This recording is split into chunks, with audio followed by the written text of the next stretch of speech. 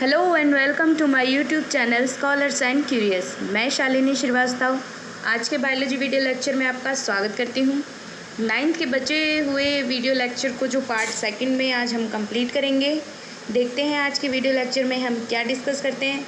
आपको क्या समझ में आया था? पिछले वीडियो लेक्चर में हमने सारे ऑर्गेनेलीज और सेल के बारे में पढ़ा था। सेल किसने डिस्कवर की, सेल कैसे यूनिट जो है हमारे फंक्शनल एंड स्ट्रक्चरल यूनिट होती है लाइफ की, उसके बारे में हमने पढ़ा था।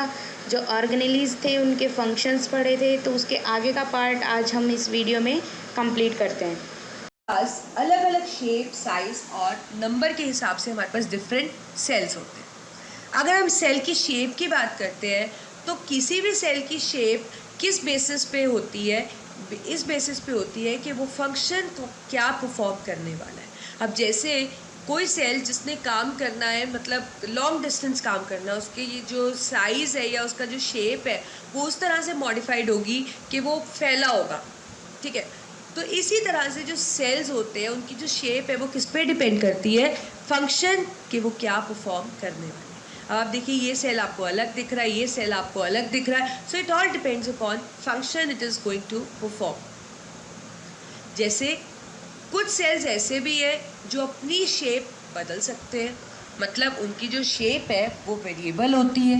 तो वो क्वेश्चन आ सकता है कि ऐसे दो सेल्स बताइए जो अपनी शेप बदल सकते हैं। So that is WBC। WBC means white blood cells and amoeba. जैसे कि ये फिगर देख रहे हो, दिस इज अमीबा। अमीबा अपनी शेप बदल सकता है and this is WBC। Even the WBC can change its shape. और आपको पता है WBC हमारे वेसल्स में होता है। It can change its shape and it can even come out from the vessel by changing its shape in order to engulf any foreign substance which enters in a body and can affect us। WBC का काम यही है basically. Soldiers है हमारी body के, हमें कुछ infection हमारी बॉडी के अंदर आ जाता है तो उसको रिमूव कर सकता है। सो कैसे करता है? It has the capability of coming out from the blood through vessel by changing its shape. तो आप याद रखिएगा कि WBC की भी वेरिएबल शेप होती है और इस फीचर का बहुत एडवांटेज भी है कि जैसे आपको कुछ इन्फेक्शन से आप बच जाते हैं। Shape of cells can be spherical like eggs of many animals. It can be spindle, as you can see this, like smooth muscle fiber. It can be elongated, जैसे कि मैंने आपको बताया किसी का काम ऐसा भी हो सकता है जो लॉन्ग डिस्टेंस हो, like nerve cell। और मैंने आपको बताया नर्व सेल का एक स्पेसिफिक नाम है, न्यूरॉन भी बुला सकते हैं आप इसको। Cells can be kidney shaped, like we have stomata. आपको पता है स्टोमेटा लीव्स के अंदर होता है ना, और इसका काम होता है यहाँ से पानी और गैसियस एक्सचेंज होता रहता है, मतलब वाटर इवेपोरेट, ट्रांसपिरेशन और गैसेस का एक्सचेंज होता रहता है डिपेंडिंग अपॉन कि इसका पोर्ट कब खुला है कब बंद है। It can be disc like RBC, as you can see this. आपको पता है RBC हमारी बॉडी में क्या काम करते हैं? Transportation of gases, they help in transportation of gases. तो इनका सरफेस अंदर से इस तरह से डिज़ाइन है ताकि ज़्यादा से ज़्यादा गैसेस को ट्रांसपोर्ट कर पाए। So we have different kind of cells as you have seen. हमने कुछ लिस्ट किया, पर इसके अलावा भी बहुत सी शेप्स आपको सेल्स की देखने को मिलती है डिफरेंट। ऐसे ही अगर हम सेल के साइज़ की बात करें तो सेल का साइज़ भी बहुत वेरी करता है, बहुत छोटे से बहुत बड़ा तक भी हो सकता है। हमारा सबसे स्मॉलेस्ट सेल है, जैसे कि आप फिगर में देख पा रहे हो, mycoplasma. This is very small and the largest cell we have is the ostrich egg। आप देखिए कितने सारे eggs हैं, ostrich का egg आपको अलग ही दिख रहा है। It is largest cell in man। अगर हम अपनी बॉडी की बात करें तो हमारी बॉडी में सबसे छोटा सेल है RBC, जिसका साइज सबसे स्मॉल है, और सबसे बड़ा सेल है नर्व सेल, जैसे कि मैंने आपको बताया न्यूरॉन के बारे में। तो neuron is the longest cell of a body. अब ऐसे ही सेल कितने होंगे बॉडी में, वो भी नंबर के बेसिस पे हमारे पास एक डिवीजन है। अगर किसी की बॉडी सिर्फ एक ही सेल से बनी है, सिंगल सेल्ड बॉडी है, जैसे कि अमीबा, उन ऑर्गेनिजम्स को हम बुलाएंगे यूनिसेलुलर। तो अब बहुत से यूनिसेलुलर ऑर्गेनिजम्स होते हैं जिनकी बॉडी सिर्फ एक ही सेल से बनी होती है, वही सेल उनका सारा फंक्शन कर देता है। वो काफ़ी लोअर ऑर्गेनिजम्स होते हैं, प्रोकैरियोटिक होते हैं।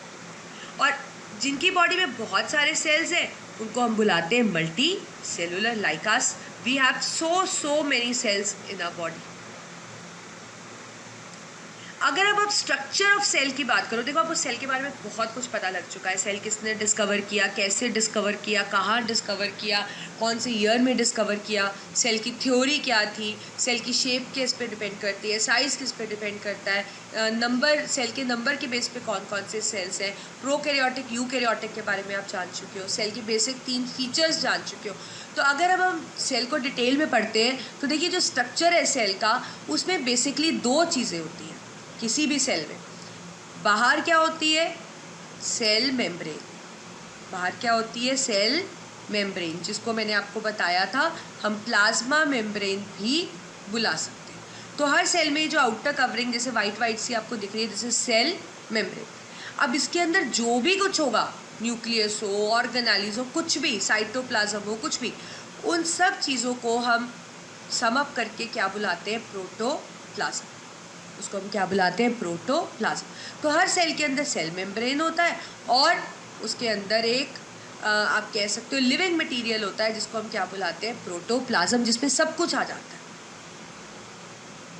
अब जो प्रोटोप्लाज्म है, जैसे कि मैंने आपको बताया, जो भी कुछ सेल के अंदर है, सेल मेम्ब्रेन को छोड़कर जो भी कुछ इसके अंदर है, that is all protoplasm. It is living material of the cell. ये 2 पार्ट्स में डिवाइडेड होता है. एक तो लिक्विड, इस तरह से, इस लिक्विड को आप क्या बुलाते हो, साइटोप्लाज्म. ठीक है. और क्या होता है इसके अंदर, न्यूक्लियस, जिसके अंदर आपको पता है न्यूक्लियर मटेरियल होता है. तो protoplasm is actually divided into 2 major parts. One is the liquid material, यहाँ मैं लिख देती हूँ, liquid material cytoplasm, and the nucleus which contains the nuclear material. So cytoplasm is the liquid material, nucleus is the one which contains nuclear material. Next organelle है हमारे पास centrosome. Centrosome एक ऐसी organelle है जो सिर्फ एनिमल सेल में है. देखिए अभी तक सारी ऑर्गेनेली सब में थी, सिर्फ प्लांट सेल में आपने प्लास्टिड पढ़े जो होते हैं और एक आपने वैक्यूल पढ़ा जो कि काफ़ी प्रोमिनेंट होता है. अब एक ऑर्गेनेली जो सिर्फ एनिमल सेल में होती है, that is centrosome. It actually consist of 2 granule like structure which is called as centrioles. इनका हम इतना डिटेल फंक्शन नहीं करेंगे. इनका काम है सिर्फ कि जब सेल डिवीजन होती है, माइटोसिस मियोसिस होता है, तो उसमें एक इवेंट होती है कि स्पिंडल बनता है. इस तरह से ये आप देख रहे हो ना, थ्रेड लाइक स्ट्रक्चर स्पिंडल की फॉर्म में, स्पिंडल फॉर्मेशन अकर्स. ये जो स्पिंडल फॉर्मेशन है, ये स्पिंडल कौन सिक्रीट करते हैं, it is secreted by centrioles. These are centrioles. They migrate towards the pole and they secrete this aster. Aster मतलब स्पिंडल फाइबर्स, जिसपे क्रोमोसोम चिपक जाते हैं और फिर यहाँ से डिवीजन हो जाती है.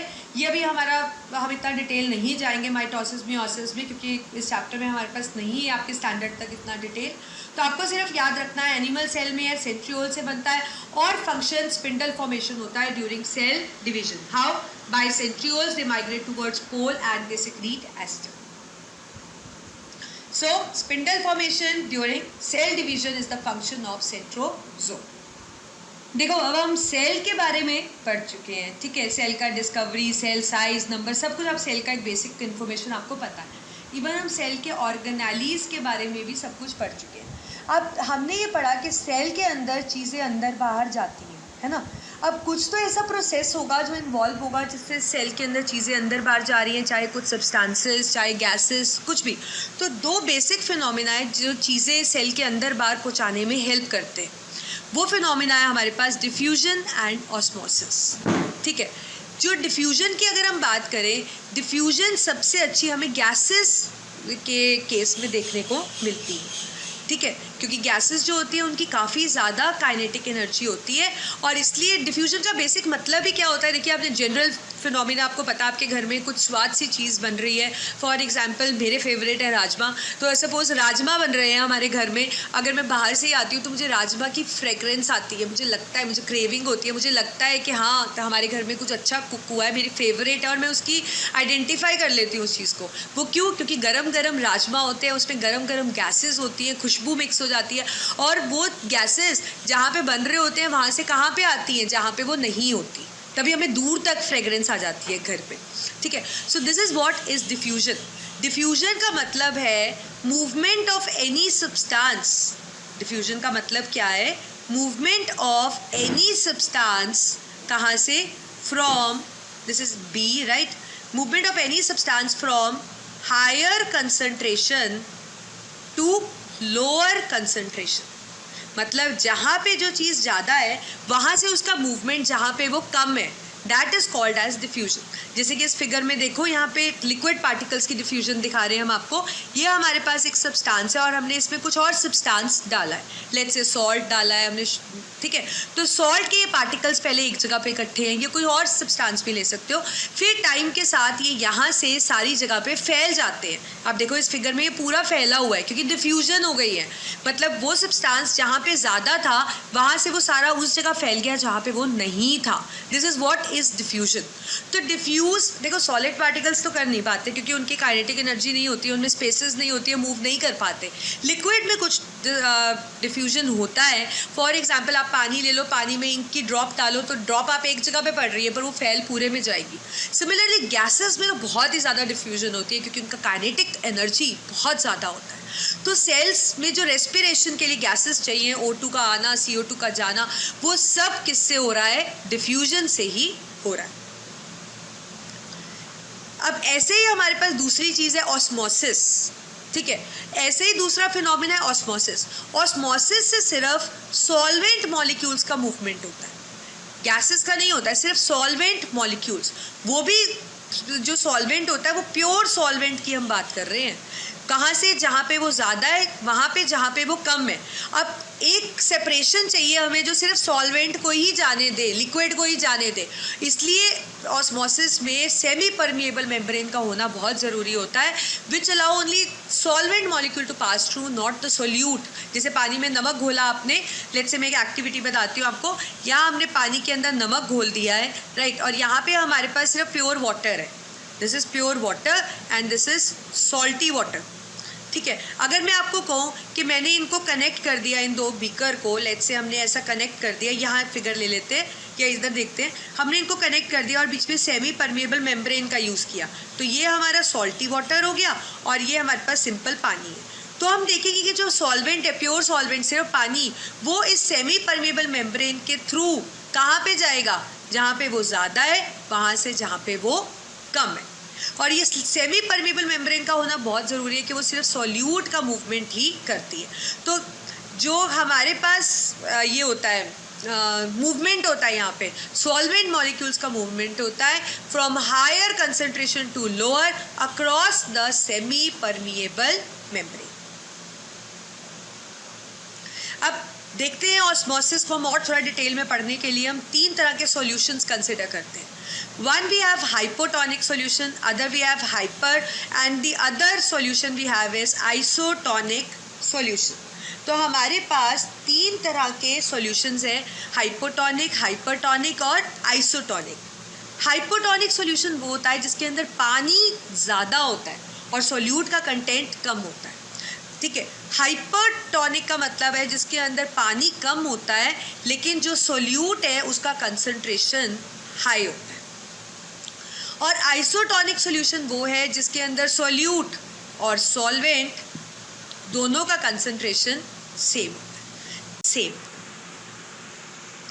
तो आइसोटोनिक हो गया जिसके अंदर सेम कंसंट्रेशन होती है वाटर की भी और सॉल्यूट की भी। यहाँ पे मैंने सेल लिखा है क्योंकि सेल का ही अभी हम डेमोन्स्ट्रेट करेंगे, एक एक्टिविटी जिसमें हम शो करेंगे कि सेल को अगर डिफरेंट डिफरेंट सॉल्यूशंस में रखें तो हमें क्या देखने को मिलता है।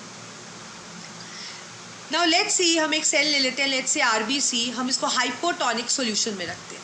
हाइपोटोनिक क्या होता है? जिसके अंदर पानी काफ़ी ज़्यादा है, राइट, वाटर जो है वो मोर है अमाउंट में और जो सोल्यूट है वो कंपैरेटिवली लेस है। हमने इसके अंदर RBC रख दिया, लेट्स से हमने इसके अंदर RBC रख दिया, तो यहाँ पे मैंने आपको वाटर और सोल्यूट भी शो किया। लेट्स से हम इसको इस तरह से बना लेते हैं और ये एक सेल हम इसके अंदर दिखाते हैं, दिस इज़ RBC। अब जब हमने इसको हाइपोटोनिक सॉल्यूशन में रखा तो हाइपोटोनिक सॉल्यूशन में पानी काफ़ी ज़्यादा क्वांटिटी में और RBC के अंदर, सेल के अंदर पानी का जो अमाउंट है वो थोड़ा कम है as compare to this solution.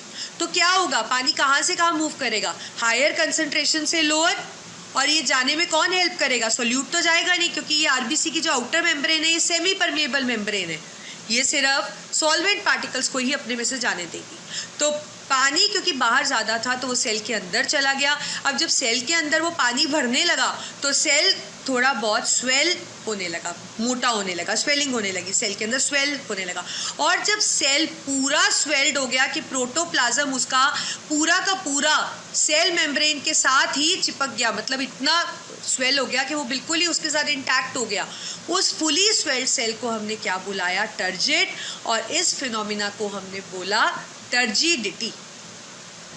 समझे आप? हाइपोटोनिक में रखा, बाहर पानी ज़्यादा था, पानी अंदर जाने लगा, सेमी परमेएबल मेम्ब्रेन ने ये मूवमेंट अलाउ किया, सेल स्वेल होने लगा, काफ़ी स्वेल हो गया कि प्रोटोप्लाज्म बिल्कुल इंटैक्ट हो गया, और फुली स्वेल्ड सेल आपके पास टर्जिड हो गया, और ये पूरा फिनोमिना हो गया टर्जिडिटी।